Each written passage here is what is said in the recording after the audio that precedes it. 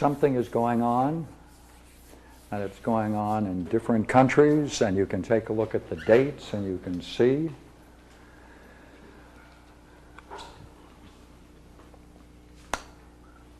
the origin of philosophical counseling in Germany is Achenbach. In '81, he had put out a shingle. He hadn't published anything, but he started a private practice. And from '81, then it went to Holland, to Wiening in '83. And Colin Clayton started his movement in '85 in England, and that's the conference we attended. And these other dates follow pretty much from that. Colin Clayton has been given the task, officially, of translating all of Achenbach's works, so he's the spokesman for that point of view. There is a great variety of different views in here, but we can break them up into categories. The most interesting distinctions I think that we can make, gross distinctions,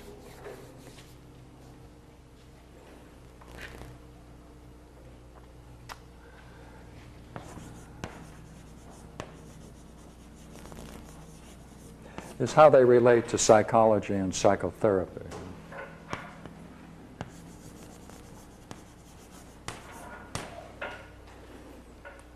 There's a thinker whose name isn't here, Blass, B-L-A-S, Blass, who's coming out with a book that we were looking at when we were in England. And Blass is a psychotherapist with a whole roots back in Freudian analytical thought. And Blass's conviction is that the situation of psychotherapy is, now we're talking about psychotherapy, I want to be clear that formally, not eclectic systems. Eclectic systems are something else. Formal systems, by that of course I mean the great ones, Freud, Jung, Adler, Sullivan.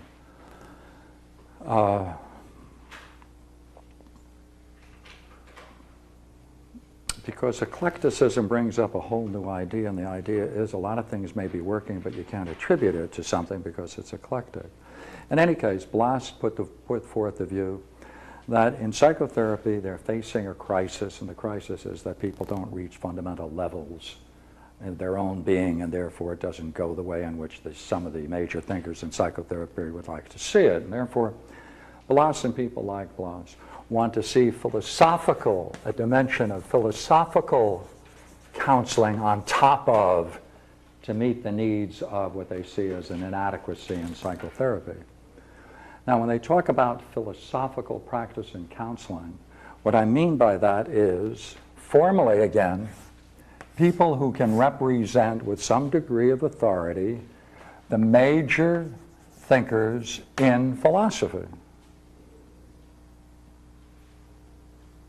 Heidegger, Hegel, Nietzsche, Sartre, whatever they are.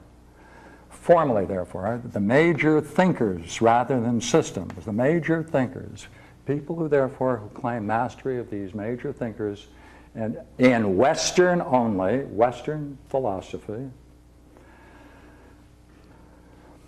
have a view which they think is significant, and they think it's significant in a therapy session to introduce those ideas because of the background of those thinkers can clarify certain issues which they don't think psychotherapists can do. Therefore, psychotherapists such as Blass think that the inadequacies of psychology and psychotherapy at critical times needs to be augmented by this philosophical practice. And with that, they think, therefore, they can meet the needs, especially if they're more perhaps sensitive patients who want something beyond just adjustment, and that's the crisis. So that's our first group. Now, what makes a philosophical counselor is very significant, so let's make sure we get it early and keep it in mind. Through all of these people, when they talk about philosophical counseling from the American Society for Philosophical Counseling and Practice, there is the movement that is urging that only philosophers with MAs and PhDs should be allowed to have the title of philosophical counselors. So they're starting formalism, already they're starting the next stage in the development, which then means they're going to try to preempt it legally and they use the term philosophical counseling, as psychologists have done in the past, to specify not what you do, but whether or not you can use the title. So that's where that is. So now, therefore, people who are philosophers with an MA or PhD, who can express a certain thought of the major philosophical thinkers, mostly European thinkers, can then be called philosophical counselors, and it's this kind of philosophical counseling that Bloss thinks is essential as an addition to bring up to date or make more full and complete psychotherapy as it exists today. That's the first school. Interesting school. At this point, there are a few people who are holding out to the idea that philosophical practice can be open to people without MAs and PhDs, and that's the internal struggle that's now taking place in this field, as it must always. Now, one of the next groups is a group of thinkers, and I'm going to use Face-to-Face. That's the name of the organization, Face-to-Face by Colin Clayton. He started with basically a Heidegger. Heidegger is the root of the thought, trying to be present in the now, and trying to express the needs of being integral in the moment and having an integrity in the moment, and all the blocks and difficulties that keep people from being that kind of an integral person in the moment are the subjects that they then explore within the subject. We have to keep that door open. They told me that it locks, so we may have that. Isn't it? Yeah, could you? I think we may have to put something in front of it, but let's hope that'll keep it open. All right. So Colin Clayton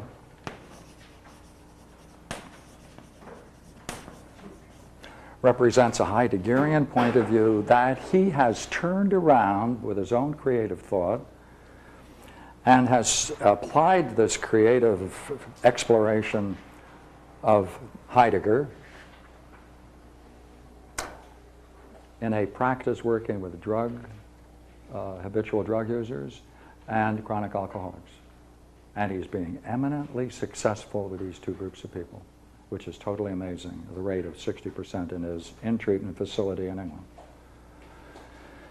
Now, Heidegger plays a major role as an existentialist, obviously, and so too does he influence Achenbach. They come out of the same philosophical school. Now, there's another movement that is trying to introduce philosophy, formal philosophy, on a simplified level to children. That's Matthew Lipman. And he says, he makes a claim for the fact that introducing philosophy and rigorous thinking on the earliest level possible is therapeutic in itself. Now, this idea of therapeutic in itself is very interesting.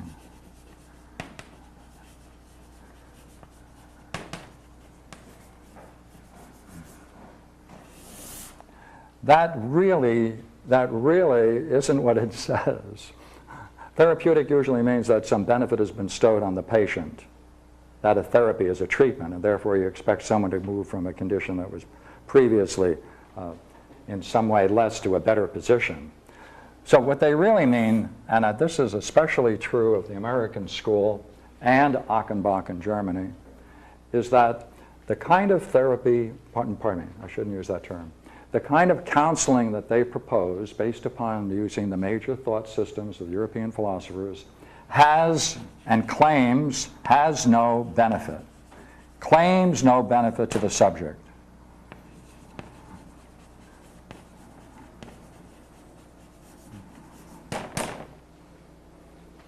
They make no claim whatsoever. but they think, therefore, that is nonetheless, it's significant in itself without in any way being a treatment, and therefore they don't see them in any way as a cure. They don't see that what they're doing in any way is a treatment.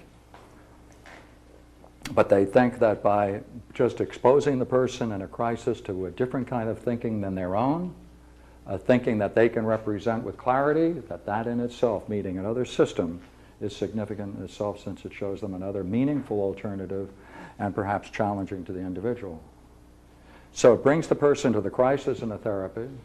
The person is therefore stuck. At that moment, they then turn the tables around and start giving them what is in effect, though they don't use the word, though I do, an indoctrination. Because it is a moment where someone is informing someone else about a subject matter which they don't know, introducing them into a formal system, and therefore it's a tutoring. It's a tutoring system. That's why they don't think it has any particular therapeutic benefit in itself. It's not going to deal with any of the classic symptoms that one encounters in psychotherapy. Therefore, it's a tutoring indoctrination system. And I think of the two terms, tutor and indoctrination, I think tutoring is a better term, since indoctrination presupposes that you want to help the person believe what you think. Where actually it's to try to confront them with another intelligible system other than their own and deal with the consequences on that within each person.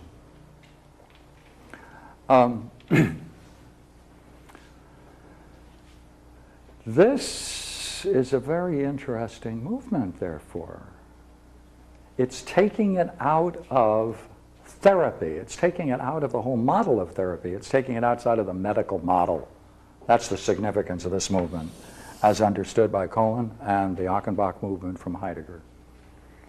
So it's a rejection of the medical model.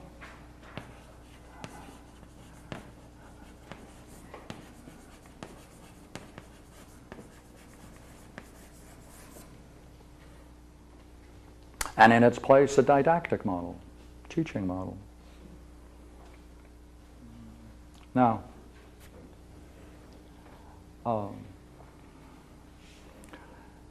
since this has started, it is spreading all over, as you can see. It's now in Israel, it's in South Africa, it's in Australia, it's in Canada, strongly in Canada, in Vancouver, also in Toronto. It's growing in Australia, the Institute of Soul Care, based upon the same premises I've just described. There's a split between these two people in Israel, Ron Levin and Shmulin Schuster, and they have started their own society for the advancement of this thought. They've started their own, and the interesting way to get into this is to get on internet and simply get in touch with philosophical counseling face to face. Go to Kohlen or any number of addresses I can give you later. Now, what happened? It really, in one way, the first in print, was Albert Ellis. Albert Ellis in America was the first person who really thought about the possibility of a rational treatment, a rational psychotherapy. He's the one who started it. And in 1964,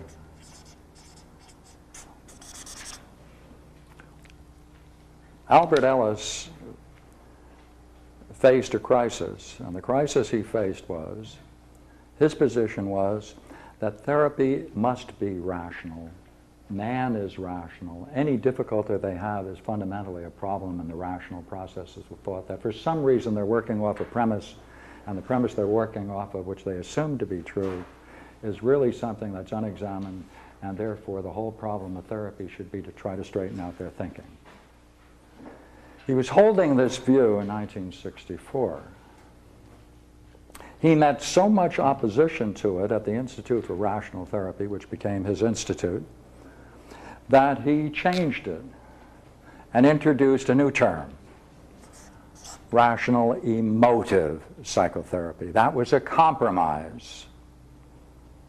It was a compromise that he didn't like at the time, and I think he still doesn't like it. But he started the game, and it was very interesting. His early work was of such a nature that he saw this as really the direction in which psychotherapy should proceed. And he thought what should happen is that we should get together, people should get together to explore dialogue. He said that's where the real drama is. We have to understand dialogue, and therefore a therapist should become a master of dialogue. That was his early thought. He abandoned it. And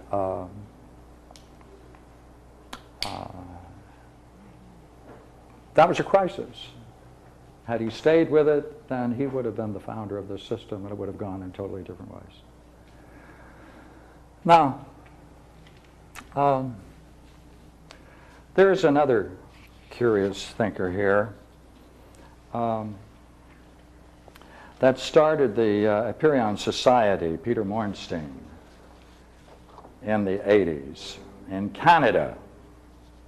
And he had an interest in Albert Ellis, and he continued it for a while, and I don't know anything that he has in print. I should know it, but I don't know it. As a matter of fact, when I go back, I'll find out what happened to him. But he was closely associated for a short while with Albert Ellis. He started going back in that direction, and I don't know what happened to him. Equally here is the Foundation for Critical Thinking that started in 1978 by Richard Paul. And therefore there was a whole movement that the real problem for teaching and for learning and for people is learning how to think critically, and that's the real goal of education as well as psychotherapy. Richard Paul pulled back away from the aspect of psychotherapy, and he remained therefore in the center for critical thinking. He saw that was got him in too much of a contest.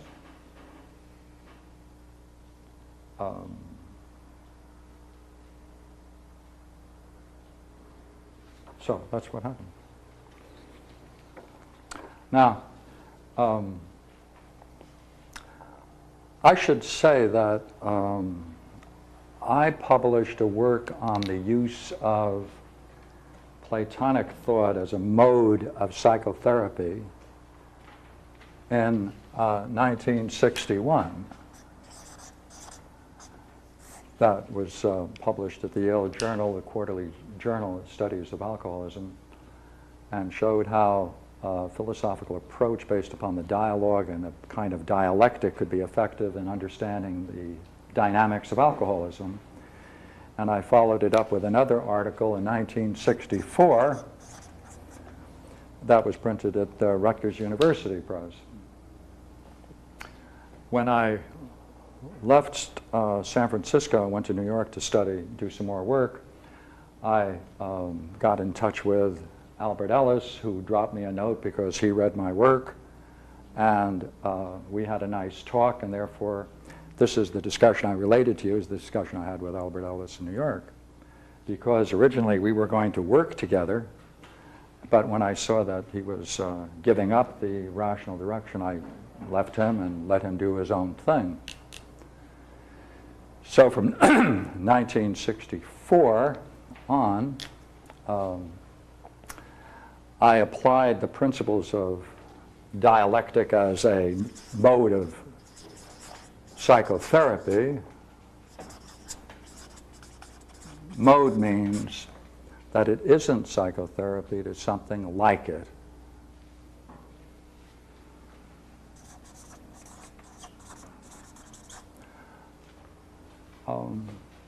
When I was in New York, I decided to get another doctorate in psychology, which I went to the New School of Social Research for several years.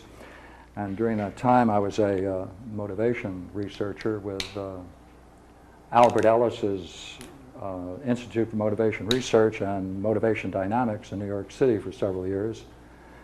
And I saw that there was a real crisis in psychology then, and I thought it might be better for me to continue what I am, which is a philosopher, rather than change my perspective and try to become a psychotherapist, because I was faced with the problem, a real curious problem, is that I saw the only place where you could really do dialogues might be in psychotherapy, where it's meaningful, where people are willing to consider what they think in a very serious, personal way, so I was attracted to that field. But I saw that the kind of thought I was involved in at the New School of Social Research in New York reached a certain crisis point, and I separated myself from them over a motivation study that was done at the University of Minnesota. They have a great number of studies called the Symposium Studies from Minnesota, and there was one that we focused on, and I parted on that study since everyone at the school was defending it as an excellent example of motivation studies and the application of technology at that time in the 1960s to human behavior. What it was, I'd like to share with you, is that in this study there were a group of volunteer paratroopers that were wired in every possible way at the time, so that therefore people could get a measure of whether or not their levels of anxiety increased as they approached their first jump from a plane. And so the plane went up and they jumped, of course. Well, they were all wired and they had all this kind of data. And it was really remarkable because the data was very much, of course they were involved with, at the time, with Dollard and Miller, if you're familiar with those two thinkers. They wrote a work. And the basic point is that as you approach a goal, right, you have to face certain levels of anxiety. And they thought that the approach gradient of any kind of human behavior has to therefore face the fact that levels of anxiety increase, and at some point, therefore, they're going to cross. They're going to cross at some junction. Well,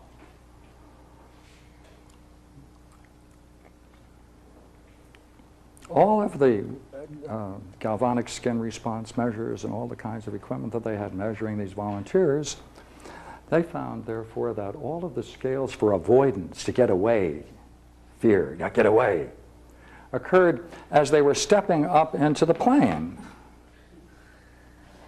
And I said, gentlemen, it's all over. I mean, you have the wrong model, because according to your measures, at that point, they should run away. They should flee. They should avoid. That's avoidance gradient, soared. And they said, no, no, no, no, no. And I said, yes, yes, yes, yes. And they said, well, take a look at all the scores when they jump out of the plane. I said, it doesn't make any difference. What all the, all the kinds of factors may come in later. The point of the matter is the greatest scores occurred as they made the ascent into the plane. So I said, oh, this is ridiculous. They're trying to save their system, and I have enough trouble understanding philosophy that I don't have to get into a system that's trying to save itself, which is bogus arguments. So that's when I left. So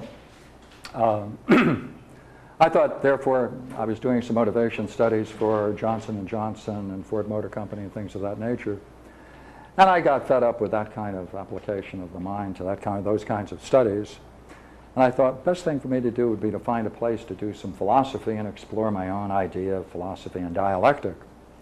So I said to myself, the first place that offers me a job, I'm going to camp there, and that's where I'm going to do my work. Well, I got a job in Southern California, if you're familiar with that area.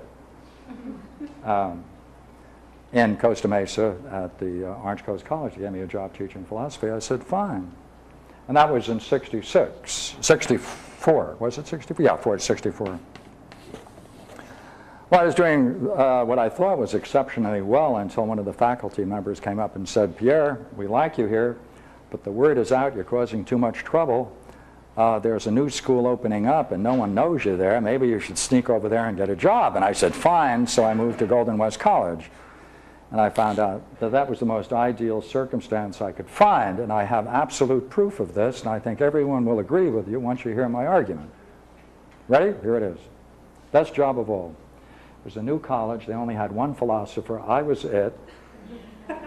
For 10 years, therefore, I could have my own courses, design my own courses. They gave me complete freedom in terms of what books to use, what books not to use.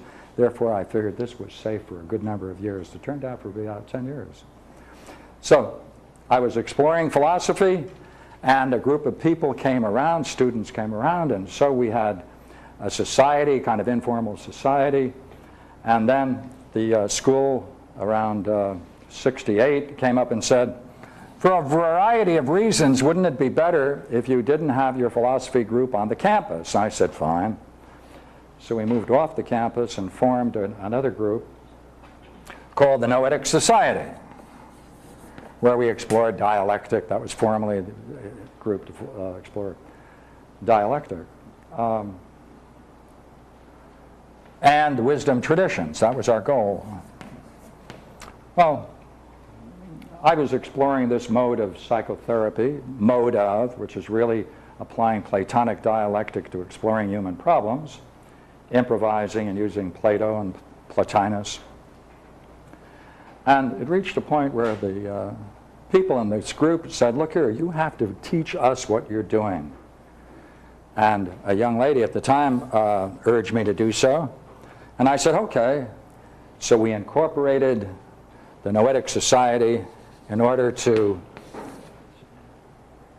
legally protect the members exploring this particular crazy mode of philosophical counseling, at that time called philosophical midwifery, because of Plato's term, philosophical midwifery. He saw himself, of course, as a midwife akin to his mother's, only she treated women who were pregnant, he treated men who were pregnant with ideas, but he said the same principles apply to both.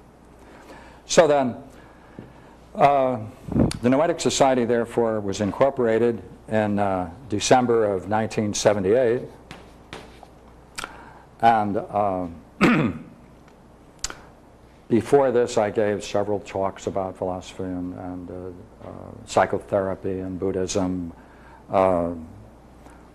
One I just happened to be looking at the other day, a major one I did in 1978.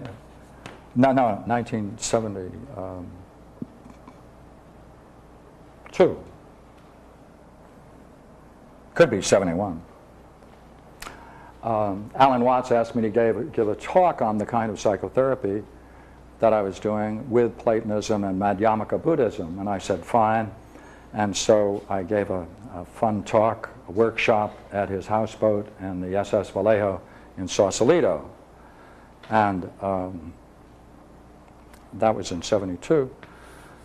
What was that word you just used before? Madhyamaka. Madhyamaka? Yeah, that's a school of Buddhism. The reason why that's so significant is that's the primary school that uses a dialectic, Madhyamaka Buddhism. Yeah. I can even spell it. Oh, yeah.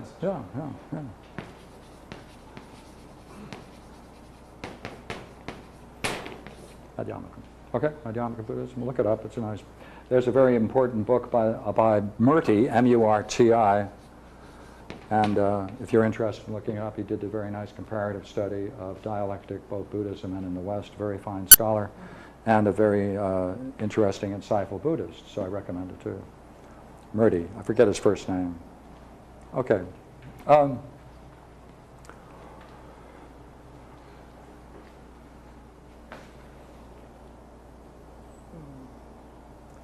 Then the crisis occurred.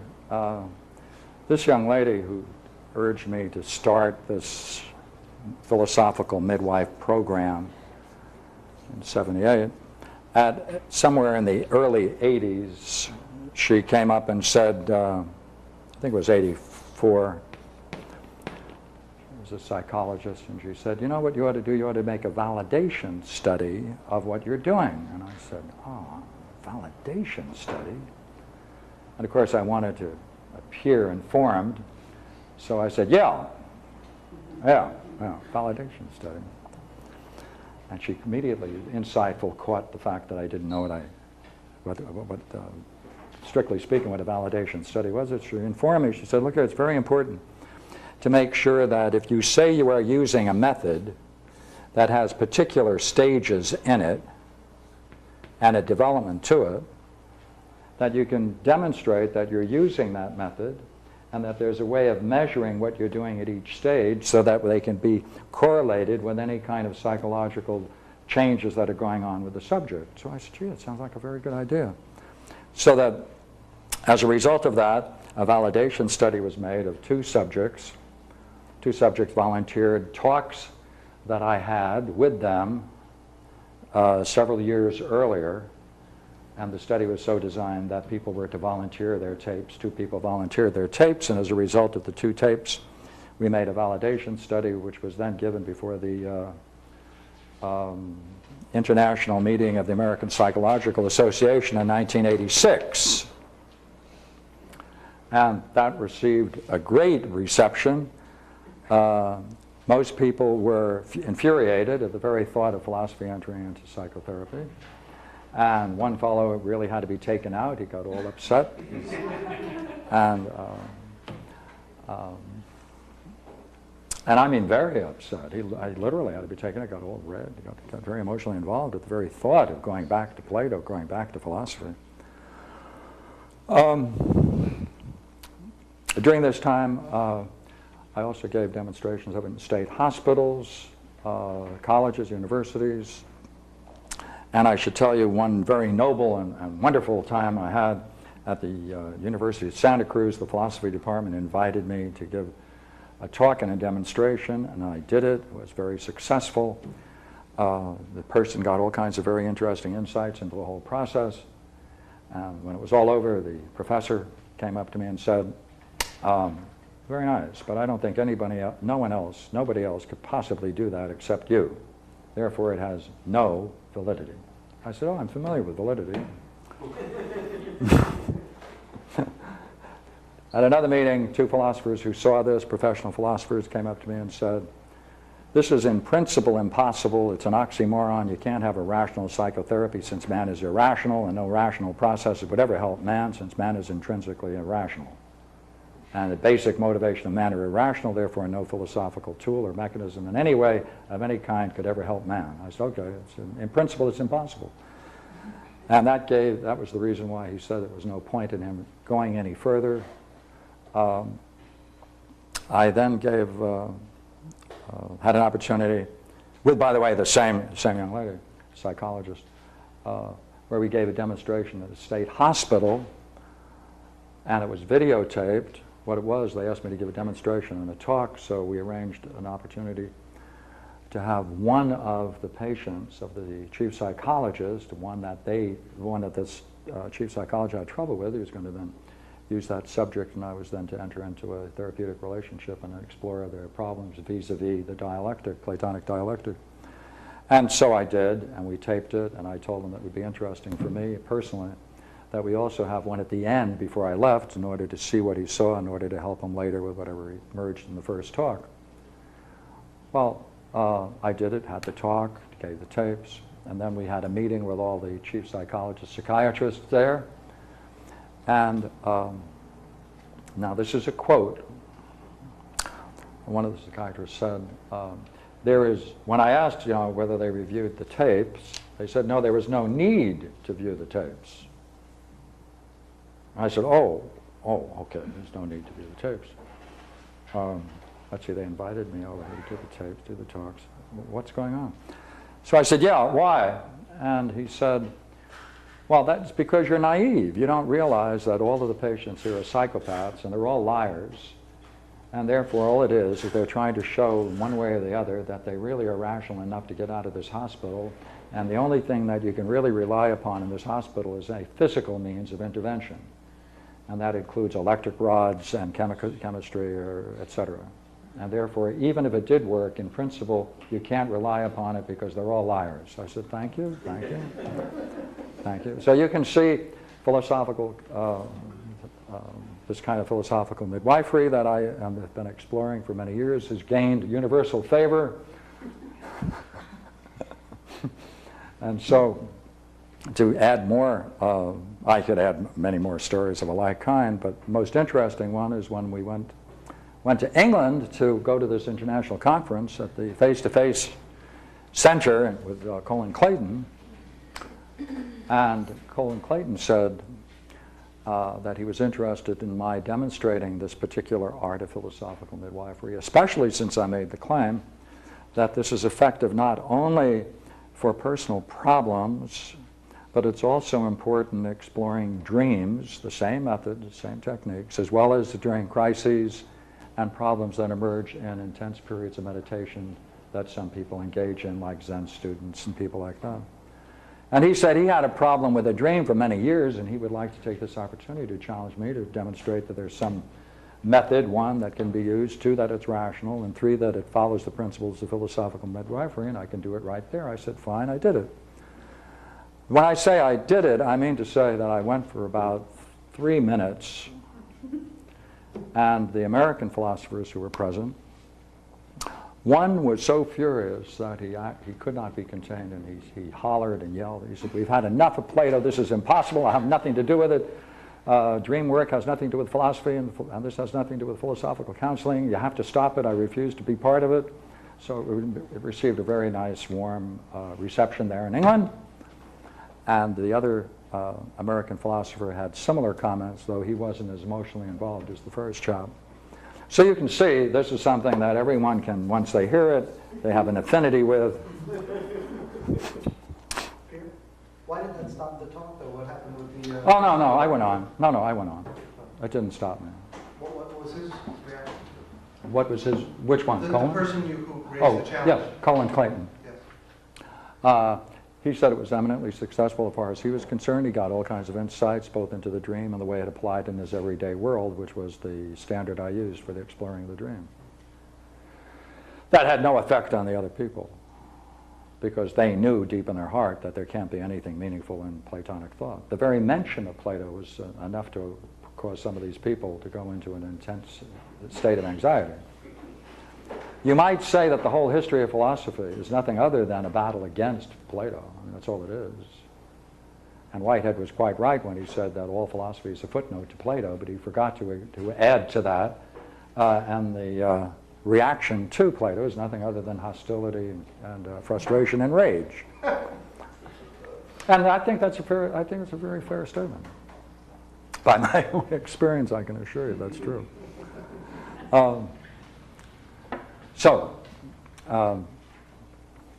Let me turn now. All right, enough of this. Let's do something more meaningful. What's the problem with philosophical counseling? I'd like to address that within a Platonic context.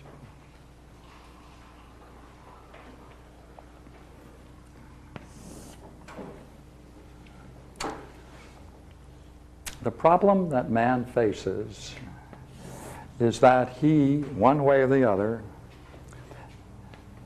can grow and develop, but to do so, it's very clear that he has to face fundamental problems. And there's no escaping it. Because we have been chained, as he says, from childhood. For it's as if we are living in a cave, in an underground cave. Now, the reason why we've been chained from childhood, not born with this, but chained since childhood, is that we are under the influence of a whole class of beliefs, and these beliefs have then become for us believable. And when you have a state where you believe something to be true, you don't see it as a belief, you assume it's true, and you see through that truth as if it were truth itself.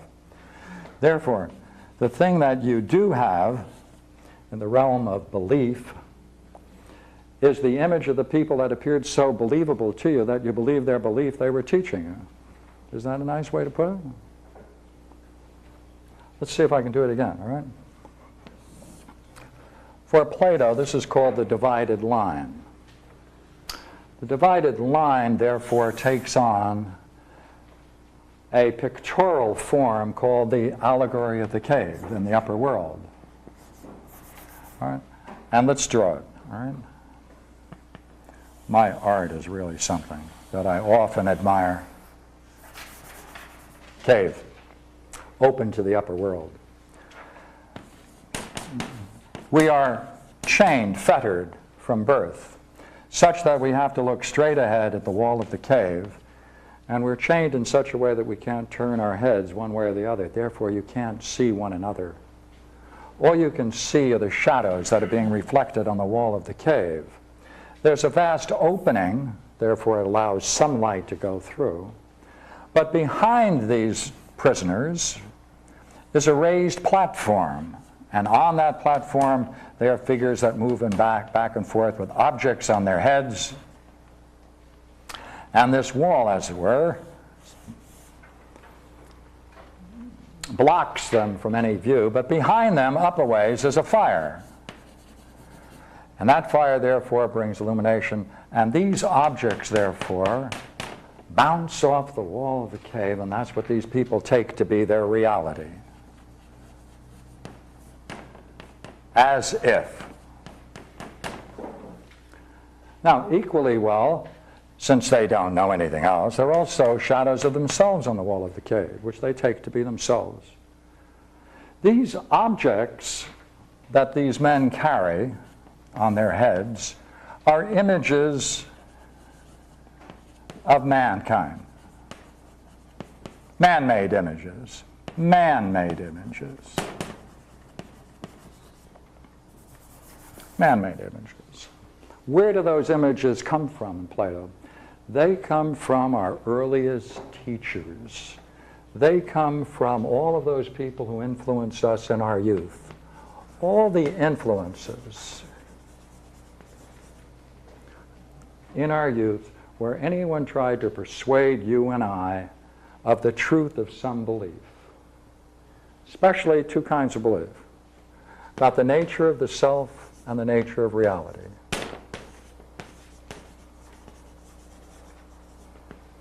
The biggest of all teachers in the Platonic world is society itself.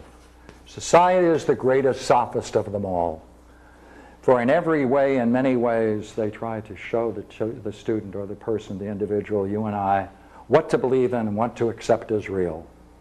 And what it is nothing other than these images, therefore, that are bouncing off the wall of the cave as shadows. Well, in order for these images to be believable, in order for the images to be believable, the teachings to be believable, the absolute essential thing is that the believers had to believe those influencing them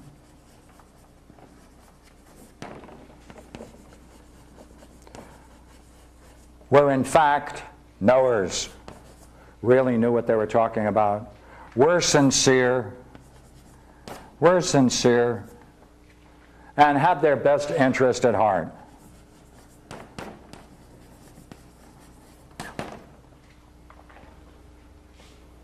That's the problem. You don't believe a belief because it's believable. You believe a belief because the person who instructed you is believable. That they made themselves believable. They made themselves so endearing and they appeared so strong and so magnificent at that moment when they're trying to inculcate these beliefs, that to reject them would be to reject the fact that they're in that wonderful state of convincing you. At that moment, you know what? Every parent is what? Believable. They appear sincere. They appear knowing. To reject what they say would be, in fact, nothing other than to repudiate them in their moment of glory, because this is their highest moment of glory, when they're then trying to convince you about the truth of themselves, about the self, about society, and especially about the nature of reality. Uh-oh, nose is too long. So look here. Caught in this means, therefore, if you challenge the belief, you're challenging the very moment when this was inculcated.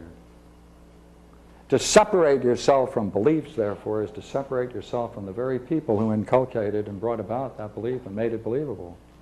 And that's always a tension, because that means you have to stand alone, independent from what it appears to be all your supporting methods that they then, in some sense, promise you, if you are, in fact, a believer. Therefore, in the Platonic world, the person has to see that what they believe to be true is only an image of this moment. They have to then begin to see, they have to reflect back on the origins of their belief, they have to discover under what conditions they were brought to believe it, and they have to recognize one way or the other that the teaching itself was always at variance with the nature of reality in yourself. You know why? Who can tell you the truth about the nature of reality? Isn't that a guess? Everybody, every parent wants to help their child. And therefore they want to prepare them for life. And therefore they want to confide in them the very things that were important to them. You know what? How many people have gained a real insight into the nature of the self and the nature of reality, to be able to communicate that with all of the devotion and the sincerity and truth? Does it match what they themselves have discovered, or have they done nothing other than give a belief that was taught to them?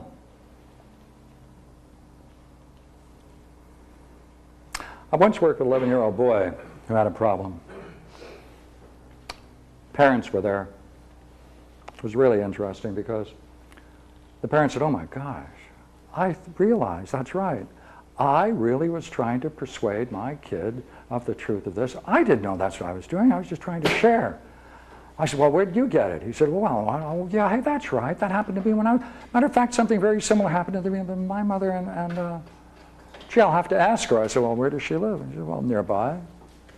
So a couple of weeks later, the son, the father, and the grandparent of the child came, and we had the opportunity to talk to the grandparent. The grandparent went through the same kind of analysis and said, "Oh my God, I didn't know that that was being believed the way it was.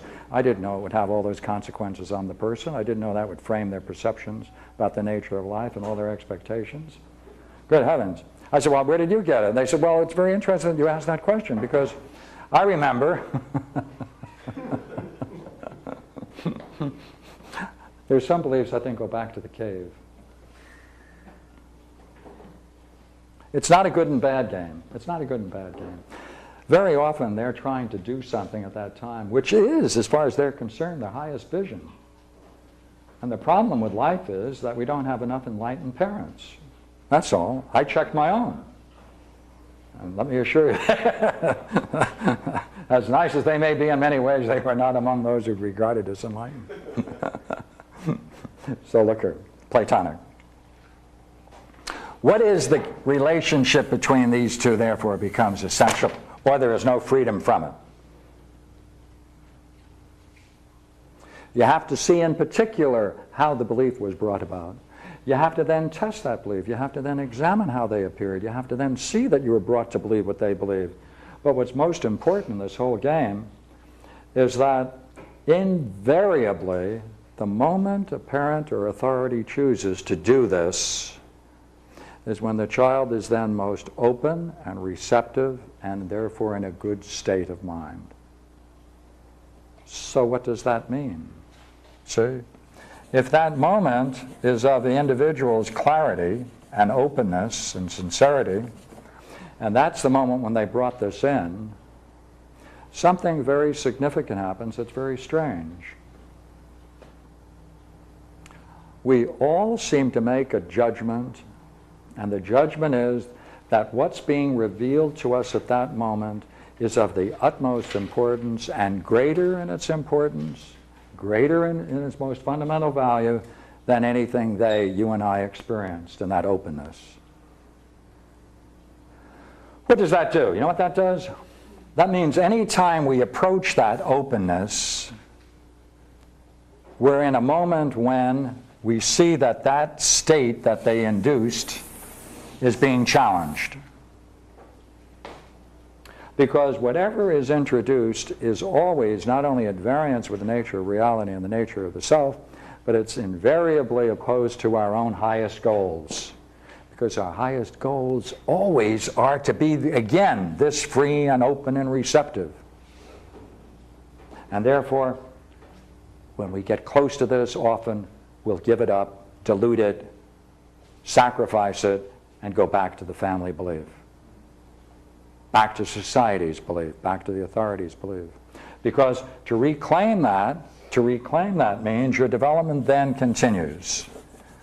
When it continues, however, in that openness, you're leaving people that you love, you're leaving people who you care about, and they won't understand what you're doing by no longer agreeing with their fundamental beliefs. It's a poignant moment of confusion and suffering for many. That is why there's a need for philosophical counseling. That's why there's a need for people who've gone through this themselves and can help others. Only in one way help. You can't help a person go through it. You can just share the fact that, hey, you want to talk about it? Want to get them to talk about it? Help them see the nature of the belief? Just reflect with them on their own experience. So they can then contrast it again and again. You know what dawns on them? Something new. A new way of understanding. a new way of understanding. Because that kind of understanding that emerges out of this is now that you're open to examination, you're open to analyzing, you're open to looking at the roots of things. By going over a problem again and again, a person may have kind of a problem, by the way, that may express itself, even though it's one. It may have various modes, and they may all therefore be linked together, and you're not free of that one until they all go. But at times, you're able to achieve all kinds of things, even though a couple of these may still be in place. That is, if you have the dedication to achieve some goal for a short while, you can gain that kind of concentration and drive to go on and achieve. But you're then left with the same set of problems you had before, which is the ancient problem. That is to say, we can always be heroic for brief periods of time and gain very significant goals, but then we have to learn how to integrate it, and very often we don't, because we still have to face things we don't know we believe. Why is that? Because a belief that you assume is true, you see through. You see through. You assume it's true. Right? You assume it's true. You see through it. It seems obvious. To even put into words at times appears to be the height of really ridiculous effort. I mean, someone might say to you, well, of course I don't feel good about myself. I mean, I'm not very good. Yeah. It seems so true to them, that's what they believe. Now, how do you call that a belief? That's not a belief. No, I can prove it to you. I've done it. Yeah, that's right, that's what you did. By the way, did you do because you have this belief? Oh, no. I have this belief because I did. Therefore, a new kind of understanding emerges, and this is the goal of philosophy, this new kind of understanding. This new kind of understanding, therefore, is where you learn how to examine, you see, the assumptions, personal assumptions, personal hypotheses about life. This examining, critically, the basic primary assumptions, you can find in many fields, and Plato, of course, talks about the need to practice on formal systems, like looking at the premises of geometry and astronomy and music. But that's only a practice for turning it upon yourself. What does this do, this understanding, therefore? It then allows a fundamental development and emerging of a new kind of, just as this is a new kind of understanding, this allows a new kind of knowing to emerge. Now, this kind of knowing is in essence a dialectical knowing. Why dialectical?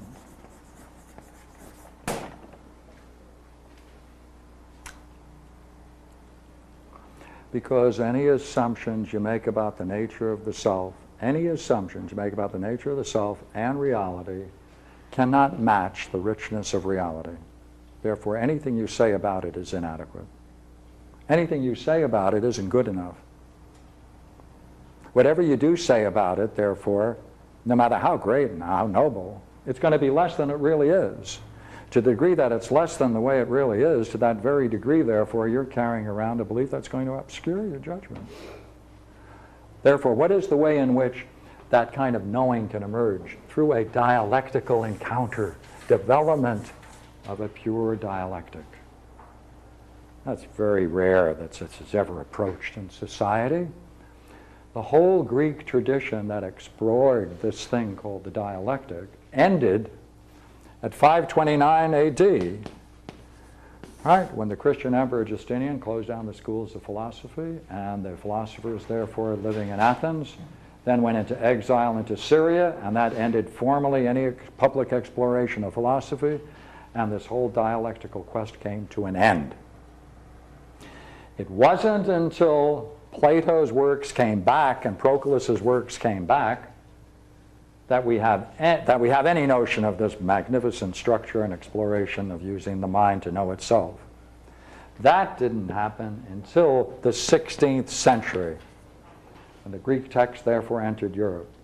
It wasn't until 1800s, the 19th century, that the first Platonic text and Proclus text and Plotinus text and that whole richness of the Greek heritage came back to us. Therefore, we've only had it for 200 years. And some of the great works, especially Damascus, haven't even been translated, wherever that's going. So what's happening now is that there are more and more works since World War II of this tradition that are being translated than ever have been before. There's an awakening of this very deep and profound tradition. It is, in essence, a spiritual tradition.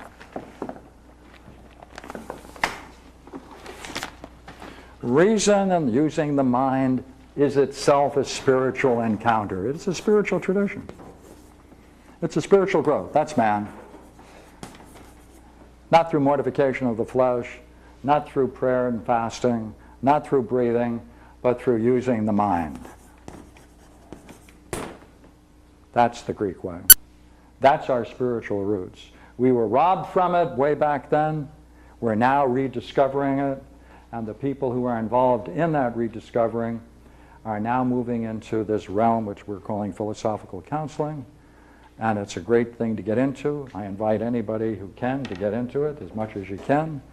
It's exciting, it's fascinating, and you can then challenge your knowing, your understanding, and your beliefs on many multiple levels. And most importantly now, this can stand and can rival other spiritual traditions.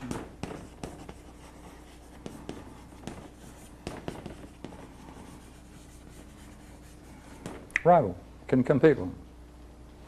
It did before. Philosophy was closed in Athens. Platonic philosophy was closed in Athens, not because it failed, but because it was successful. They couldn't convert the Platonic philosophers. They stood in opposition to this terrible development that went on in history, and now we're removing ourselves, we're emerging out of that, and we're now reestablishing ourselves back into a tradition that we lost. No other culture has had a genocidal act against its own spiritual roots except the West, until Karl Marx. Part of our culture wants to deny this tradition, this Platonic tradition. They want to deny that it has this capability. It does have it. It had it in the past, and some people are interested in continuing it, and it's showing itself up now in a variety of ways, and one of the ways is through philosophical counseling. Therefore, there's a movement in philosophical counseling that's different from all of those, and that's called philosophical midwifery, and that's the kind that I explore and expound, and I have a lot of fun doing it. And now how about some questions?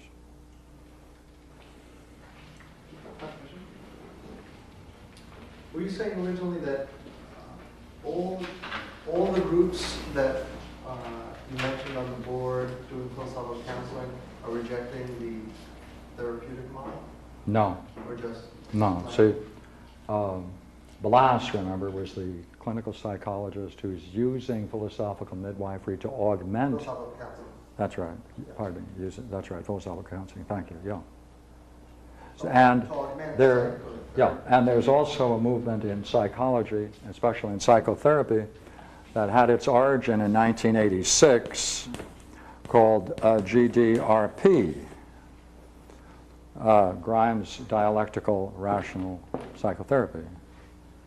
And this was an attempt by a psychotherapist, psychologist, to utilize my kind of dialectic in psychotherapy, very much like Blas is doing, only Blas hasn't done it as a method because there's no method to philosophical counseling yet. But this psychologist is the same one who helped with that and started that motivation study, that validation study in 1986. So she coined the term Grimes Dialectical Rational Psychotherapy, and has practiced it various ways at times. Pardon me, Ms., did you remember how to spell her name? Ms.? Pardon? Do you know how to spell her name? Yeah. Yeah, go ahead. Her name is, her last name's Juliana. How do you spell it? Uliana. U-L-I. A-N-N. Ah, thank you. Do you have her first name? Yeah, I think it's Regina. Regina. I see. Thank you. Thank you. Yeah. Yeah, this is Regina Juliana who started the game and got these studies going. So I thought it would be only fair to introduce you to her. Fine person, does some very interesting work. And she's paying for it at a state hospital. They're trying to get rid of her for obvious reasons. Because you don't want to help people using their mind, because obviously that's very discouraging on the institution and its goals. But Where does philosophical midwifery as a philosophical counseling stand in respect to that issue? Because it seemed oh, that's major good. issue. Good, So good, the good. whole movement. Yes. Philosophical midwifery claims, number one, that there are no academic qualifications. First of all, the only people to do it should be the people who can demonstrate they can do it. Two, all of the methods are known and are printed and available. There's even a Macintosh program that outlines the entire exploration of all of the questions that's available. There's a workbook about it, and therefore there's no need to have any kind of accreditation, because people should know what it is they're going to be involved in. They look at the literature, go through it themselves, and then they can tell whether the person they're dealing with is competent or not. As much as if you know something about auto mechanics, you can then pick a good auto mechanic. If you don't know anything about auto mechanics, then you have to trust someone else's judgment. What model would you, I mean, the psychologists have the therapeutic model of therapy and diagnosis. Yeah. What model would you place? With philosophical midwifery? The validation study showed that there is no need for the DSM-3, because fundamentally a person only has one kind of problem, and their problem is ignorance based upon a false belief. Therefore, while you can classify people according to psychological categories, they're not significant when you're talking about what to do in a therapy encounter or a philosophical encounter in philosophical midwifery. So it's really, it seems to at least fit into the threat that the philosophical counseling movement is posing against the medical establishment, in the sense that it's presenting the idea that the nature of man's problem is resolved through a means of education or insight, They would say... not through a therapeutic That's right. practice. That's right. Oh, yeah. Oh, yeah. So that- Though they would even be a little more cautious than that. You're suggesting it may be a benefit. They don't even want to say it benefits the patient. No, That I understand your point. Yes, I agree with you. yeah, that's a strange position in itself to say. Well, that's the official position. And they charge for something that's not going to benefit the patient. Pardon? And they charge people for something that they say is of no benefit. Well, when something is this popular, you can charge a great deal. The PC movement. Well, I really don't know to what degree they make them, you know. But I know that there are people who are doing this, and they can afford to fly this country and that country and go to all kinds of conventions and spend all kinds of money in order to do it. They may have private fortunes for all I know, but in Holland there are institutes, buildings, staff, people doing this, Germany and Israel, South Africa, now in Australia. So I presume it's going to be a profession of some kind. I had a question. If a person comes in to one of these philosophical counselors who wants to then tutor, sees that tutoring them in some alternative view of realities, existentialist or Heideggerian or whatever, the person comes in a crisis, right? He then reveals, he talks about the crisis, and then the person begins this tutoring process. And that, no? Yes or no? Okay. There is no formal way that has been agreed upon as a model for the introduction of their particular tutoring. So he may come in a crisis and talk about it, he may come in a crisis and not talk about it until later or something. There's, in that sense, no steps. That's right. Okay. He may not come in a crisis, he may come in... That's right. Okay, gotcha. Yeah. And when they intervene with their particular philosophy is up to the particular philosophical counselor. It is totally relativistic. By that I mean, everyone has a right to explore a problem in terms of their own philosophy, the philosophy they identify with, and the way in which they see fit. But it seems Whether it like- has any benefit or not is irrelevant. I think the way that you talked about it was that It's there wonderful. would be something change, I hesitate to use the word change, but something would occur as a result of their seeing an alternative view of reality, right? I would hope so. Something. Yes, would occur. yes, yes. Okay, so, and perhaps it will be that their death grip on the worldview that produces their crisis Yes. is loosened, Yes. okay? I guess my curiosity is, so that person may walk out less convinced of the reality of the worldview they walked in with that brought about the crisis state, Yes. but they wouldn't want to say that that was a benefit. You're correct. Okay, I just want to be sure I had all the pieces. Yes, let me add to it, all right? Okay. At this point, this is a justification for the introduction of using Nietzsche, Hegel, Karl Marx, Heidegger, or any, in other words, it'd be perfectly interesting and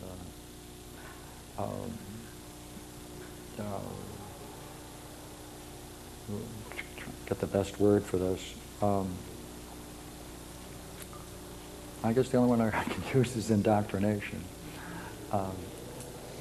It's giving, it is agreeing, if society agrees to it and allows this to go on, gives the right to a class of philosophers to indoctrinate people into their particular philosophy. It would be very successful, it would be very interesting during the Nazi era, communist era,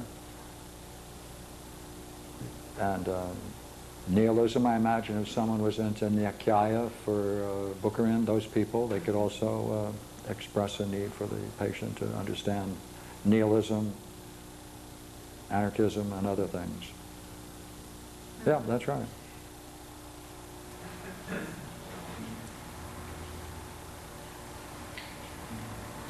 One of the similarities that I saw in reading several of these philosophical counselors' works is that they all, or some, I'll say at least, approach the problem that the person comes in with to the point, it's similar to the point where they like to get the person into what they call an empty state of mind.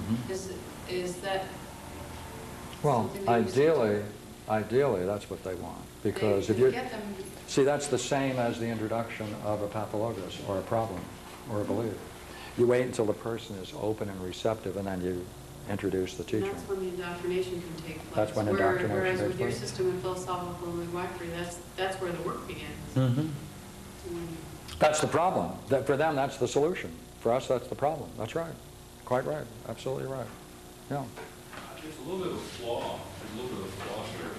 And the reason I see the flaws in some of my own work is I've had some events and beliefs that I've kind of popped out of my queue, and basically by doing it through therapy. And when the images came out, the images were approached by rational approach. These images pop out, at least for me. Some of the other people I still had images pop out. Most of these images had a tremendous amount of emotion and feeling associated with them, and also a lot of pain. Oh, definitely. And so to say that, I have a little bit of problem with the idea that it's pure mind. It's not. There's mind, and there's also the dealing with the emotions and everything that comes up. Then once even you're aware of those images, which are your false beliefs, it's a whole other thing to take and then try and program your brainware, your software up there. And it's just no easy deal to put a new program in there. Intense feelings are intimately connected with unknown and undisclosed beliefs, which is why people often recognize that when you get someone, even yourself, angry enough, you might stumble upon the truth. And once you do it in anger, you're then released. Yes, feelings are intimately connected with the formation of beliefs. Remember, we're talking about beliefs of a special kind, and that is unspoken, unarticulated beliefs are core beliefs, and around those are great feelings. because of a very important reason. You see, the inculcation of a belief, the early years, you sacrificed a better state for a worse. There's something, the most wonderful thing about the human mind, the most wonderful thing about being human, is that the only reason you have a problem when you have a problem is because you want something better than what you're in. I understand Right. that assumption, and where I'm coming from is it sounds like, people who are doing psychotherapy are all saying, well, it's not rational, it's emotional. You're here saying, well, it's not an emotional methodology, you need to do the rational understanding. It sounds to me like it's that problem, the opposite sides of the same coin. Yeah, well, perhaps, but just to make sure.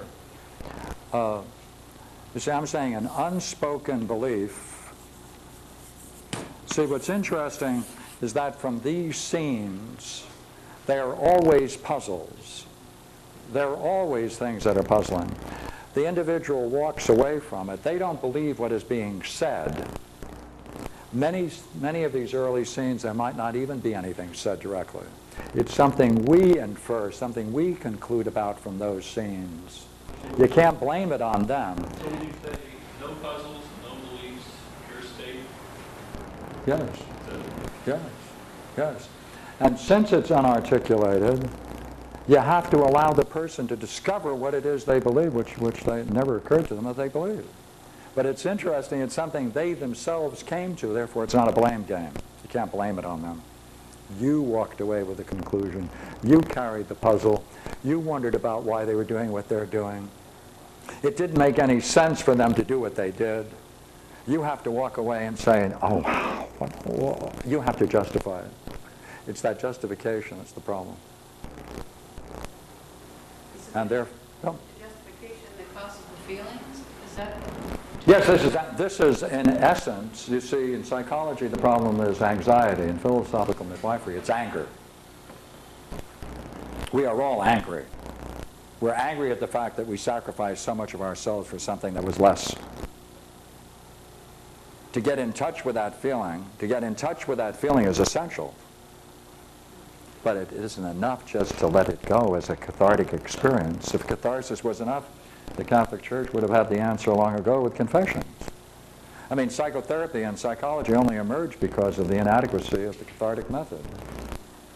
It's not enough just to release feelings. You have to get behind them and find out where those feelings came from and what motivated them. And that's curious. Would the ideal state then be a state of absolutely no feelings? Oh no, these are feelings that are tied and connected with something you don't know. This is ignorance. This is the nature of ignorance. This is ignorance. See, this is formally ignorance. When you have feelings about something you don't know, but you believe something is true that you can't articulate, this is ignorance. Without it, what do you got? Why, then you can believe what you want, feel what you want, as long as you know that you're believing it and feel that you're feeling it. Ain't no problem with And feelings. that there are other ways to Yeah. go. Yes, decidedly. And that you have the opportunity to make those judgments, and presumably for the best reasons you can come up with, and test them later. Oh, absolutely, yeah. I think I anticipated where you're going, I shouldn't. I'm not sure if the question you have was answered, and I'll tell you reason why. Because it seemed as if he was characterizing your system as purely intellectual and achieving its impact in its methodology through intellectual means only. And it seemed to me that you were characterizing the other system as being psychological and as being emotional in its using its methodology on feelings. And he was seeing it as a split. And although I heard you say that when you uncover certain deep beliefs, they have an emotional content, I wasn't sure if that answered the question. Yeah, let me see if I can do it another way, right? No, whether you did or not, we can She's not continue. perfectly where I was going. Yeah. I was asking him to resolve a dichotomy. Yeah, I don't think there is one. That's why I thought that the issue should be There is what there raised should be. again. There is what there should be. I don't think he's going to. It's rational because you are approaching it with a series of questions that have a formal integrity and interconnection. Formal. They all fit together. Right? It's dialectical because these formal questions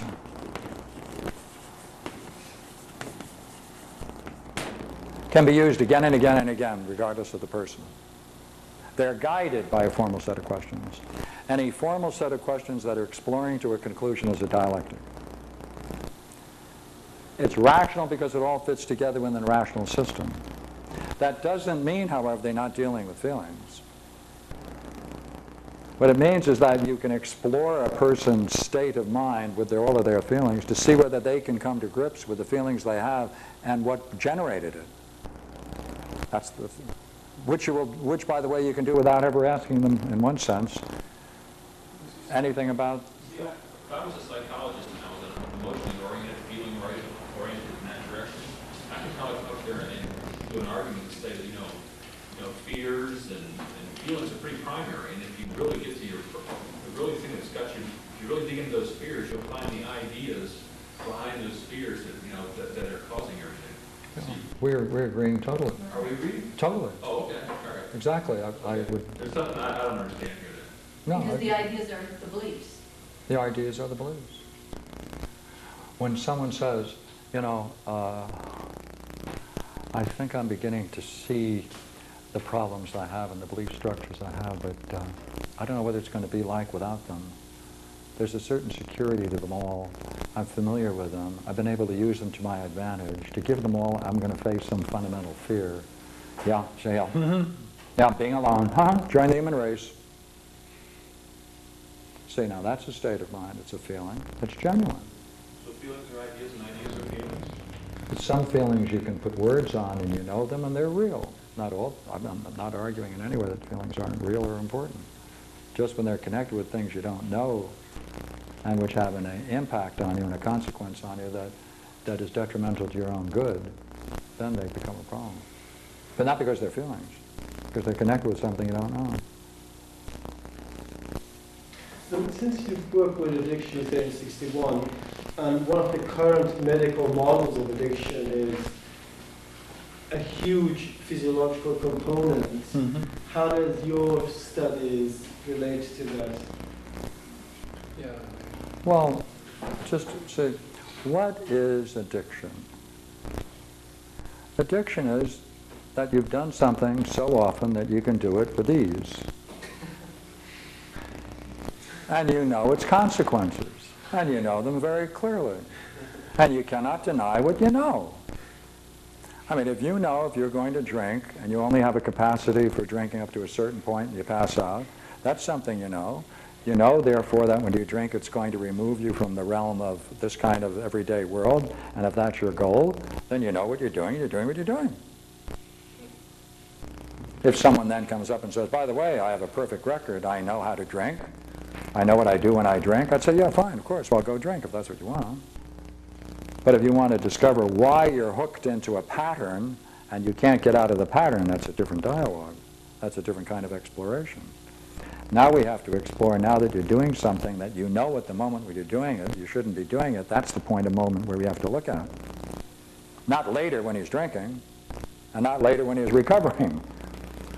When you know you shouldn't do something because of your experience and you do it, that's the moment for exploring. That's the key. Like the parachutist Yeah. when you're entering the airplane. Yeah, that's right. That's the moment. The doorway. Yeah, that's the doorway into the mind. Does the rectangular area there just before going up the spout, so to speak? The journey of the soul as if from hell to heaven, according to Plato. Yeah. That area there, the rectangle. That's the open, receptive. Right. You mentioned that a person sometimes will forsake that to go back to what's known, and that there's a certain kind of fear of going on into the unknown. Yes. And how is that like validated, or is this your experience in working with people, or is this? Okay. The two parts to your question. Shall I let you finish first? Yeah. Sure. What's the basis for that? What's the background on that? Yeah. We're using the same state in two ways. Right? First way. Right? no one introduces this kind of belief unless someone can see the person is open and receptive to it. Therefore, in every problem, a person, when they want to explore why they're doing things that are unknown why they're doing it, they then see, it's a way of talking. It looks like you're asking people to remember their past. It looks like you're saying, say, when did you experience that early? And you trace it back to such early events. That's not really true. It's just a way of talking. The reason why it's only a way of talking is that people don't tell you about the past. People don't have a past when they have a problem. They don't have a past. What they have are all of those beliefs. And the more they begin to see that they came to believe something which is not true, then they can recover their true past. Then they can understand what went on. So it's a way of talking, just for a moment. All right. Therefore, when a person is in an open state like that, that's the moment when they then are introduced with this indoctrination problem. Sometimes it can be called the transmission. The transmission of an unknown belief. An unknown belief we have a special name for called the pathologos. Right, sick belief, sick idea. Right? When the child, therefore, is in an open receptive state, that's a great moment for the transmission of the pathologos. The child is totally bewildered at why that's happening and why they're sharing something which appears to be obviously false, but they seem so sincere, knowing, and beautiful at times, and presenting it that way, that the child then walks away and comes to a conclusion. Unspoken conclusion. That's the pathologos. All right. Now, when a person then has to then reclaim that and discover what it is, what they're doing then is going back to this early state of openness and receptivity. In that state, a new kind of development is open to them. You see, they were stuck. They gave it up. And now when they're free and they can begin to see the forces that have molded their present, and they can step away from it, now they can go forward. And that forward is in that open and free state. And that's why there's mature growth and development out of problems. Now, where does the fear enter in? Well, of course, there are several kinds of fear. The kind of fear we were talking about a moment ago is that once a person begins to see the nature of their problem and how much they've used it, two things: they're appalled by it. On the other hand, they also know that they've used it and they've gained all kinds of advantages from their problem. It allowed them to appear this way and that, and they found other people relate to it, and therefore their secondary benefits and gains are through problems. Therefore, they then have to see, they have to make a choice. People have to make a choice. The person has to make a choice whether they want to be free. And that moment, the very idea of making a choice, stepping, is to therefore remove yourself from all of those secondary advantages that accrue from accepting a problem. Like Fear. Oh my God, what will I do without the support of the family? What will I do without the secondary support of all my friends? What will I do if I drop my mask and then have to just look at people directly? What will I... That's all it's fear. And the second part of the question is, as you go up the neck, and then the person starts to gain this understanding and knowing and so forth, what is the machine or the mechanism that then frees them as, is it that this new system is, gives them more resources, is like another way to operate, another way to be in the world that they then have chosen? So it's like, how does this work? How does this, what's the motor, what's the machine that makes this work when they go back into their lives? What I believe it is, from my work, it is that the person has to be brought to see that it was their decision in these early days. They made the decision. They are responsible for maintaining that belief. Therefore, they are free to choose it, or to drop it. And they always know that they can pick it up anytime they want, if it's to their advantage. That is to say, at some times in your life you may be in a terrible situation where maybe if you have to play stupid, it'll get you out of a tragedy. Well, if part of your game is to play stupid, you know it's so well adapted. You know, you do it consciously now instead of doing it at the mercy of someone else. That ability to choose means now you're becoming more rational. It's your decision that's allowing you to make a decision. Now this gives you more confidence in that decision-making process. You're becoming, therefore, at that moment, rational. You can now explore the whole processes of reasoning and understanding, which wasn't open to you before.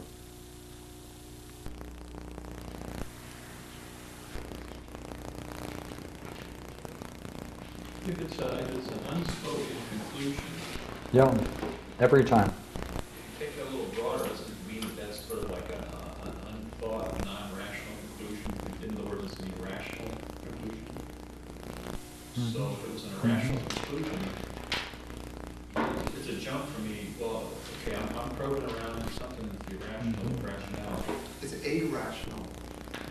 It's irrational. Not I think that's better. I think irrational is better. Because it is an irrational. Non-rational, That's right. not- Yeah, I'll accept that. It's a rational irrationality. Irrational. I like that suggestion. I don't know if you know the distinction. I know the distinction. Irrational, rational is something that's not logical or rational. Mm-hmm. Because I know that some of the ones I mined out, and there's no way they're logical or rational. They had a lot of emotions and non-mind things associated with it. So it'd be a hard, maybe that's just my particular peculiarity, but I would have a hard time believing that it was irrational. But suppose the reason you believed it was the reason you accepted the irrational belief was for something that you didn't yet grasp. There's a possibility too. Yeah. And I mean that in all fairness because one of the problems that comes up is how do you know when you're free of belief? The nice thing about this is that's easy. Go back into the kinds of situations that you failed in or that you didn't do your most excellent and see whether or not you are now free to achieve those things which formerly you were blocked from or didn't achieve or didn't integrate or didn't maintain or didn't secure. Well, that's the QED on it, Yeah, because if you have a yeah, belief about it, yeah. belief in it. That's what's nice about this, you see.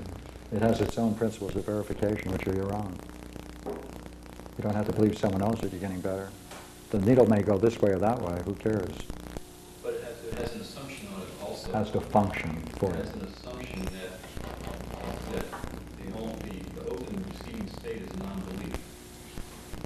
Right? Well, yes and no. Yes, it is. So you can be free of certain beliefs, but whether or not that means there are no other beliefs functioning that are unknown, you would then have to test.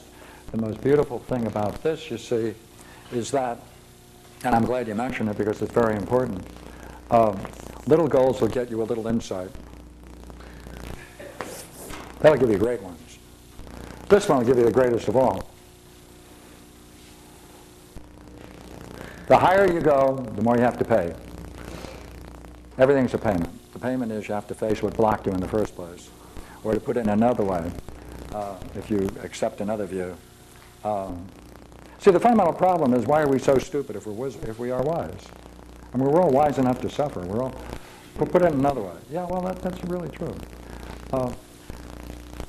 If it can be said that in our own nature we are good, then the real problem is, then how come I act so stupidly? What's the nature of my own personal ignorance that's blocking me from functioning ideally? I mean, if the self is intrinsically good, if the self really shares in the very nature and the core of reality, if the nature of reality is one, and if the nature of reality has an innermost integrity to it, then how come we're doing what we're doing? That's the real problem. The problem of ignorance. That's why philosophy in the end is going to be the only real art. There's no place for psychotherapy in the end. It'll end up being philosophy for that reason. Or psychology has become philosophical, the same thing. So would you say the fellows who are seeing the shadows in the wall, I think in that Plato's dialogue, the fellows turn around, they see the images, and then they see the sun. So then See, but Plato says that, where's my beautiful diagram? Here it is. He said, yes, what if someone were to come down in the cave and force one of these people to stand up and take a look at the shadows in the wall of the cave and take a look at what produced them and the light that produced the image? What would happen to them? He says, oh, they'd be terrified. It's terrible. They would want to return to the cave back to what they thought was to be real. It's much more comforting to endure that than to face the possibility that all of that is a fiction. And then it's only then the slow ascent up to the difficult ascent into the nature of understanding and knowing. So once you get to the level of understanding, then the shadows on the walls are ideas. Yes, a certain class of ideas, though. And then Well, a certain class of ideas now. See, these are man-made images. These are the kinds of things that we have been persuaded of that are good and beautiful and true in the nature of reality aren't. Therefore, they're man-made images. When you get up into this realm, in the upper world, then you then have the same, you have a similar type of experience. Therefore, in the upper world, you then, of course, have to get used to the brilliance of the upper world. But then you study these things because you can't study them in their own nature. So you study them in pools of water and reflections until you get accustomed to them. So you have to become accustomed to it. And that's even puzzling. So there are levels of complexity and puzzlement. I mean, after all, what better problem can you have in this world than, why are you here? What is existence right now? Why are you here? Right? What is this? What is it to be? Face that for a nice period of time and see what interrupts it and what pulls you away from it. You mentioned there is a workbook and a Mac program. I didn't. You mentioned that there's a workbook and a Mac program. Yeah, I didn't bring one, but I can get it to you if you're interested. Yeah, later. Yeah. I saw a program the other night, I guess I want to bring this to a societal Please. level of beliefs, and it was about the people in Oklahoma City and the bombing, and basically the progression is the bombing happened and we lost relatives and we felt so bad, and then there were their funerals, etc. And now we found out that the federal government did know the bomb, there was something going on, and we weren't told. The bomb squad in the area, so now they're very, very angry. So it somehow it seems to go along with what we have a belief, and now we're very angry. Oh, you're quite right. Because what we believed. Yes, here are personal beliefs. Here are society beliefs, and how we've been manipulated in a variety of ways. Right, in the realm of understanding. Yeah, that's right. Oh, yeah. So what did you say about society beliefs being an understanding? Well, that's why you have to then look at the assumptions and the hypotheses which underlie those very positions. Yeah. Yeah, please. I think it was in December, we talked about Zen and meditation and the sense of contemplation and direct knowing and that kind of thing. That's another path.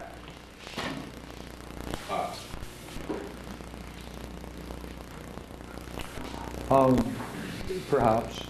I'll tell you why I say perhaps.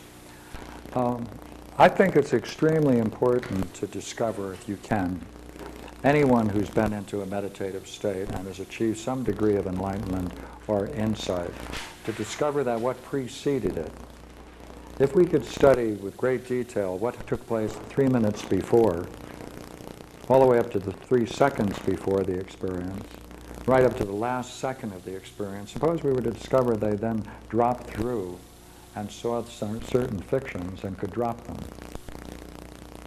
It's another way of putting it, the old problem of sometimes in order to get an insight, you have to feel good. You have to feel good about yourself, so you go to church. So you do penance, so you do a variety of things to feel good enough in order to see. Same thing with loving. I mean, who wants to make love unless you feel good? If you feel good, you're also aroused. Aroused is feeling good. So in the same way, if you're having an insight, some significant insight, the likelihood from what I have explored is that the person was able at that moment just before it to drop some fiction about themselves, most fundamental. So therefore they had to sit for long periods of time to get in this state where they could then endure their own insight into themselves. So what's fun is to play meditation games with Plato and speed it up.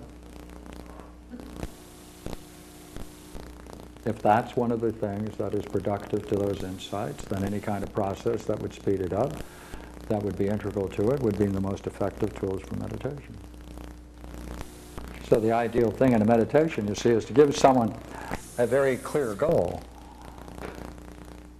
and then watch the struggles they have reaching, especially if it's simple, such as holding on to a very significant question.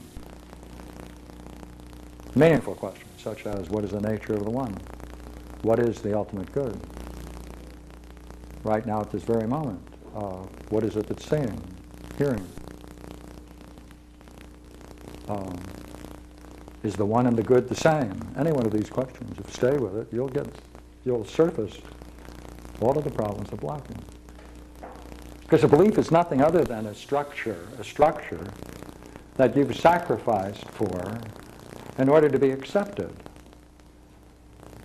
So you no longer have to be accepted. So you travel. It's freedom.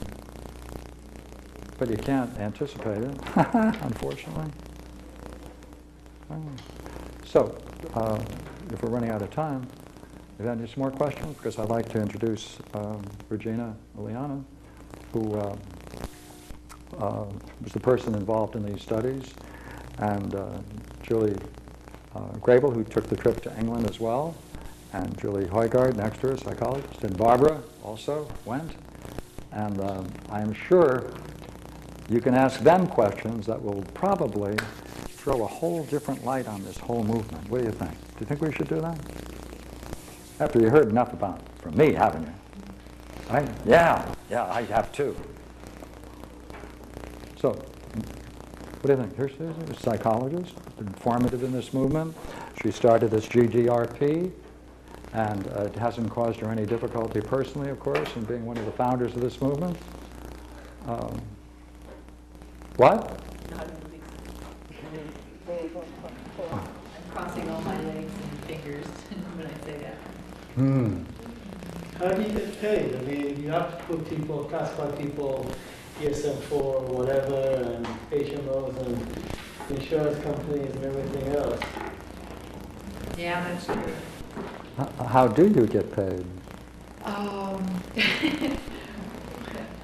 I perform those activities. I follow those rules. But when I'm engaged in the therapeutic session, I practice this method. It She's doesn't using it mean- in her practice. It so. doesn't mean that I can't diagnose the person. And in fact, this helps in diagnosis because you're much more quickly able to see the problems that are blocking their goals and what kinds of ways they defend themselves. So in that sense, it really helps if you want to learn how to diagnose. It will increase the skill. Again, continue the same question. How about the number of sessions needed to, I mean, HMO is talking about cures, so let's talk about just to be able to shove the people out of the system again. Well, it depends on the person's goal. It depends on the severity. Obviously, it's a variable. If you give them the parameters of where, I generally set them out and find out what their goals are, what their issues are, and ask them what their goals are, what they would like to achieve, and in the process see whether they're going to be able to achieve it. That is by the way they react to how they respond to working on their goals. And that pretty well determines how long the sessions are going to be. If they're willing to work on their goals, then it's probably shorter. If you see that they're going to procrastinate, then, obviously, they're not going to. I would add to that, that People in this game have to state what their goal is. They have to be able to state they have a goal. It's always a specific goal, that they are blocked and therefore there's a disturbance about pursuing it and achieving it. This is a method, therefore, that surfaces the blocks to the achievement of that specific goal. Therefore, it allows people to break through the obstacles to reach specific goals. That's the first level. Then, after they've done that for a few times, then they can take the general goal of wanting to rid themselves of all problems. That's 2 steps. First step is practical. And I think insurance companies would enjoy that. And you give them homework to do? I mean, outside the session when you say goal?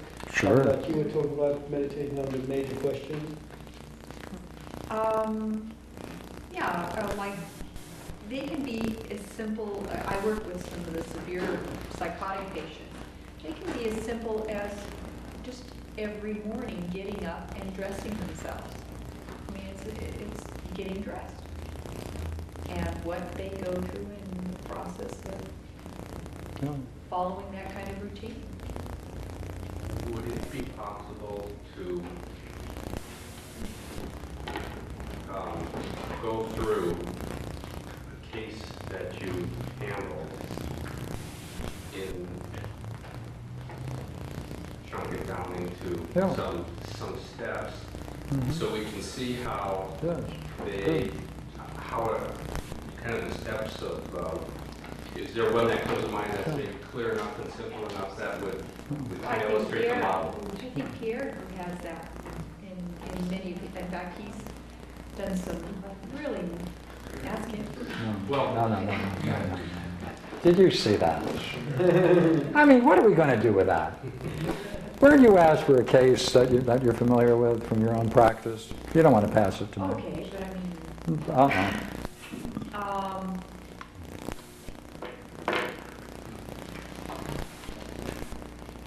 Well, unfortunately, the kind of cases I work with, the patients are often transferred, so I don't get to sometimes get into the depths I'd like to. But let's take one where I can remember what he used to say. He comes in and out of the hospital. He AWOLs. He's got a high. He's a drug user. He's considered bipolar, but we spent the time just focusing on one scene that he repeatedly brought up that related to his state of mind when he took drugs. What was the propensity? He was in a good place. He was in an art studio. He loved to work. That was his goal. He wanted to be an artist and pursue architecture maybe in school. This job he had for 2 weeks, and suddenly his brother comes walking through the door, and his brother says, "Let's go out and get high." Well, you're asking a question, what are the stages? This took maybe 2 months to get this out of this person. Like, there's a lot of blockage in these kinds of people sometimes that they can't even talk about specific state of mind at any given time for any depth, like they're jumping around. But in this particular person, he was able to describe this place and time, and his statement was, well, I can always take this up later. I can always go back to this again. I can always do this again. Or basically, I can always get another job again. And as soon as I heard that, as soon as that statement came out, I knew that was the key that would be important to follow. So that's where we just trace that everywhere, in every place he said that, in the hospital, anytime he said that state, what happened to his goals. Unfortunately, we didn't get much further than that. I mean, but that's the moment that we looked at, because that took away his goal at that moment, that particular line. Was it important for him to see that? Oh, yes. And by the way, his report of that that got him to, the next time he met his brother, it gave him the impetus to at least say no to his brother. He didn't stop. He didn't stop the action. He went ahead and took the drugs. But he verbalized for the first time to his brother a no, which he never did before. So it's a big step for See, him. now it would be interesting to find, since that's now said, what else is operating, and there'll only be a finite number of things. And if you have enough time to be with that kind of a person, you can get them all down. Unfortunately, the hospital is causing difficulties for me to continue with such cases. Because it takes time and interest, and you then become involved, and you want them to benefit by it, so you might even think that it's important for them to be there than somewhere else. And your supervisor, I presume, might have a different set of standards for why a patient should be where they are.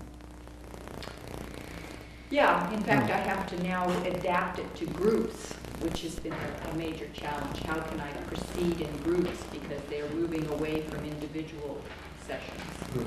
And that's a real challenge because their idea of groups is that you want to teach, you want to train, you want to indoctrinate. And so I'm faced with that challenge right now. I don't know where it'll go. There's something that's used in prison. It's sort of called the game. It's sort of dialectic, and it's actually a Texas Chainsaw dialectic massacre. What happens is they'll just start it out by somebody will walk over and say, "How come you're such a weird person?" And then a whole bunch of other people will come over and ask them why they're a weird person. So what they're doing is they're triggering them off, and there's a lot of feedback. And then all of a sudden, somebody in the group that's triggering off this individual will all of a sudden he'll be really into it, or so then the whole crowd will turn on him. And it just goes around and around and around. And I was in one of those groups once, and they really, some people really got themselves back into some of those image states. But it's really, it's like maybe 50 therapy sessions in one afternoon. So that's why I say it's like a Texas Chainsaw. Yeah. That's a nice term for it. Yeah. It's really dialectic. Yeah. I was involved in one of those, and I never saw any understanding developed out of it. I saw it as quite what they call the term manipulative by the people that were using the method. I didn't see it as beneficial, except for the people who had a certain kind of power involved in the group. So I don't know if it was the same, but the way you described it was quite similar to what I had gone through. And there was no understanding. Okay. Thank you for coming.